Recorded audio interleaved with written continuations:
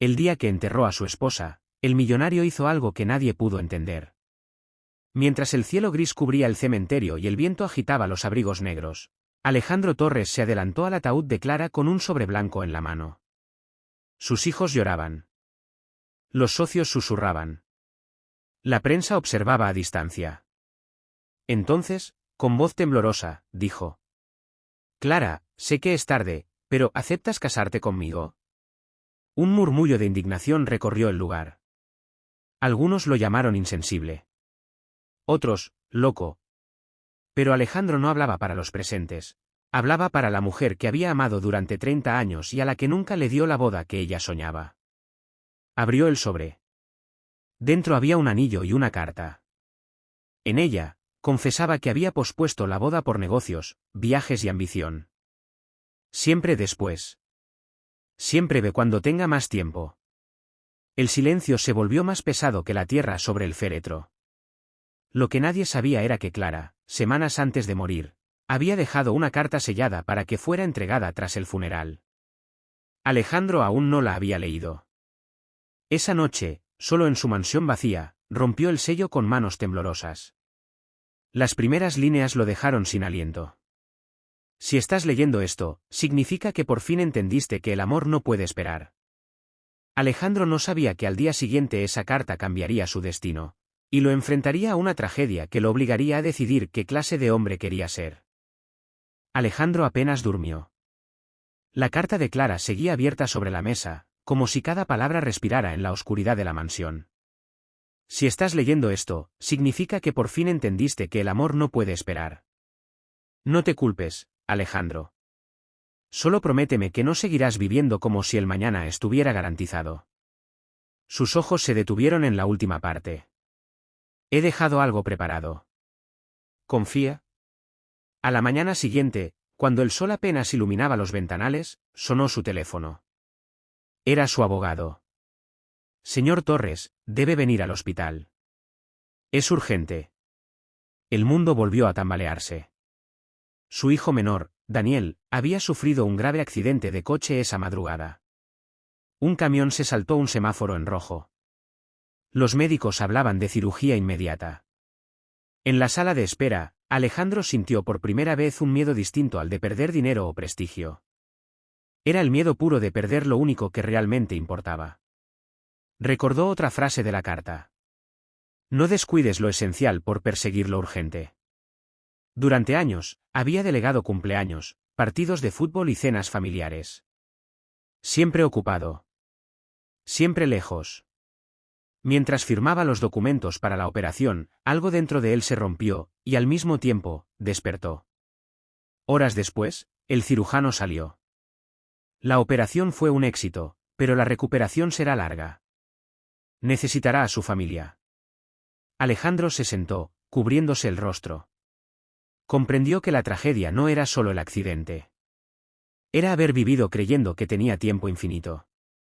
No sabía que lo que Clara había preparado no era dinero ni propiedades, sino una lección que apenas comenzaba a revelarse. Mientras Daniel permanecía en cuidados intensivos, Alejandro regresó a la mansión solo para buscar unos documentos médicos. Pero sobre su escritorio encontró algo más, un segundo sobre, con la caligrafía inconfundible de Clara. Temblando, lo abrió.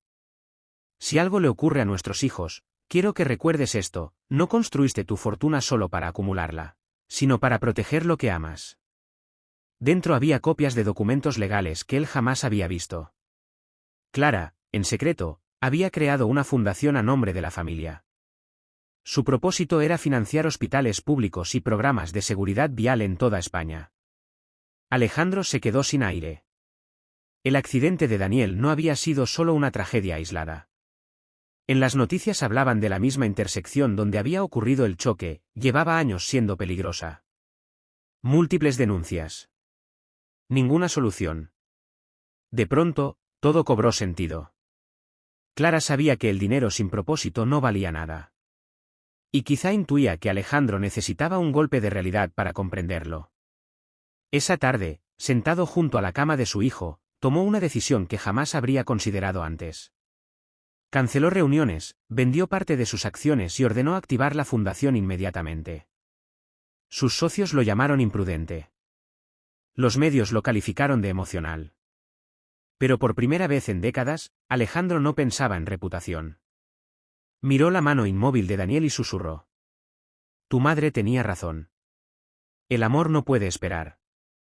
Sin saberlo, estaba a punto de enfrentar otra revelación.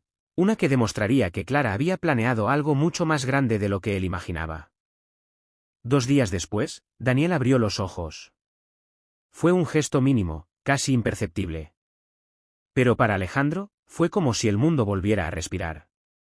Papá, susurró el joven, con voz débil. Alejandro tomó su mano con fuerza, conteniendo las lágrimas. Estoy aquí. No me voy a ningún lado. Y por primera vez en años, lo decía de verdad. Esa misma tarde, el director del hospital pidió hablar con él. No era por Daniel. Era por Clara. Su esposa vino aquí hace meses, explicó el médico. Hizo una donación anónima muy importante. Gracias a eso pudimos adquirir el equipo quirúrgico que salvó la vida de su hijo. Alejandro sintió que el suelo desaparecía bajo sus pies. Clara no solo había creado una fundación. Había financiado, sin que él lo supiera, el mismo hospital que ahora mantenía con vida a Daniel. El anillo que él mostró en el funeral parecía insignificante comparado con el compromiso silencioso que ella había demostrado. Esa noche, mientras miraba a su hijo dormir, comprendió la dimensión real del amor de Clara. No era un gesto público. No era una propuesta dramática. Era acción constante, silenciosa y generosa. Sin embargo, aún quedaba algo más. El abogado lo llamó nuevamente. Señor Torres, la fundación incluye una cláusula especial. Clara dejó instrucciones específicas que deben cumplirse mañana. ¿Qué instrucciones? Una conferencia pública. Usted debe hablar. Alejandro cerró los ojos. Había pasado la vida evitando mostrar vulnerabilidad. Pero ahora entendía que quizá su tragedia tenía un propósito más grande. Al día siguiente, frente a cámaras y ciudadanos, tendría que decidir si seguía siendo el millonario distante, o el hombre que Clara siempre creyó que podía ser. El auditorio estaba lleno. Empresarios, periodistas, autoridades locales y familias anónimas ocupaban cada asiento. Las cámaras enfocaban el escenario donde, por primera vez, Alejandro no iba a hablar de inversiones ni de cifras récord. El abogado leyó la cláusula final del testamento de Clara. Mi esposo deberá anunciar públicamente el verdadero propósito de nuestra fortuna y comprometerse a liderarlo. Con el corazón, no con el ego. Un murmullo recorrió la sala. Alejandro se levantó. No llevaba el traje impecable de siempre, sino uno sencillo, casi sobrio. Respiró hondo. Durante años, comenzó, creí que el éxito se medía en balances y contratos. Pero ayer entendí que el verdadero fracaso es llegar tarde a lo que importa. La pantalla detrás de él mostró imágenes de proyectos que Clara había iniciado en silencio. Donaciones a hospitales rurales, programas de educación, estudios sobre seguridad vial en intersecciones peligrosas. Mi hijo casi pierde la vida en un cruce que lleva años esperando soluciones, continuó. Y mi esposa ya estaba trabajando para cambiarlas antes de que ocurriera. El silencio era absoluto. Hoy anuncio que destinaremos el 60% de nuestro patrimonio a la Fundación Clara Torres. No como caridad, sino como responsabilidad. Los titulares del día siguiente hablarían de una decisión histórica. Pero para Alejandro, no era estrategia. Era redención. Al terminar, una mujer se acercó llorando. Su hija había sido operada gracias a una donación anónima. Su esposa nos dio esperanza, dijo. Alejandro comprendió algo profundo. Clara no había esperado reconocimiento. Había sembrado futuro. Y mientras los aplausos llenaban la sala, supo que lo que estaba reconstruyendo no era su imagen, era su legado. Las semanas siguientes transformaron la vida de Alejandro más que cualquier pérdida financiera. La Fundación Clara Torres comenzó a trabajar de inmediato. Ingenieros analizaron la intersección donde ocurrió el accidente de Daniel. Se instalaron semáforos inteligentes, mejor iluminación y señalización visible incluso en días de lluvia. Pero la verdadera transformación ocurrió dentro de él. Cada mañana visitaba el hospital antes de ir a cualquier reunión. Se sentaba junto a Daniel, le leía fragmentos de la carta de Clara y, por primera vez, hablaba sin prisas. Tu madre siempre veía más lejos que yo, decía. Un día, mientras caminaba por uno de los pasillos, escuchó a dos enfermeras comentar. Gracias a esa nueva ala pediátrica, podremos atender a más niños este año. Alejandro se detuvo. Esa ala también llevaba el nombre de Clara. Comprendió que su esposa no había actuado movida por la tragedia, sino por convicción. Ella no esperaba un desastre para hacer el bien. Esa noche, volvió a leer la primera carta completa. Al final, había una frase que no había notado. Si alguna vez dudas, mira a nuestros hijos. Ellos son el proyecto más importante que empezamos. Daniel avanzaba en su recuperación. Lenta, pero firme. Y mientras ayudaba a su hijo a dar sus primeros pasos con muletas por el jardín de casa, Alejandro sintió que algo más también aprendía a caminar, su nueva forma de vivir. Ya no perseguía números. Perseguía impacto. Sin embargo, aún faltaba el momento más difícil, perdonarse a sí mismo. Porque la verdadera tragedia no siempre es perder a alguien. A veces es darse cuenta demasiado tarde de cuánto se le debía amar. Primer aniversario de la muerte de Clara llegó con un amanecer sereno. Alejandro no organizó un evento lujoso ni convocó a la prensa. En lugar de eso, llevó a sus hijos al mismo cementerio donde, un año antes, había hecho aquella propuesta tardía que el mundo no entendió. Esta vez no llevaba un sobre. Llevaba resultados. La Fundación Clara Torres había reducido accidentes en varias ciudades, financiado nuevas salas hospitalarias y otorgado becas a cientos de jóvenes. La intersección donde Daniel casi pierde la vida ahora era considerada una de las más seguras de la región.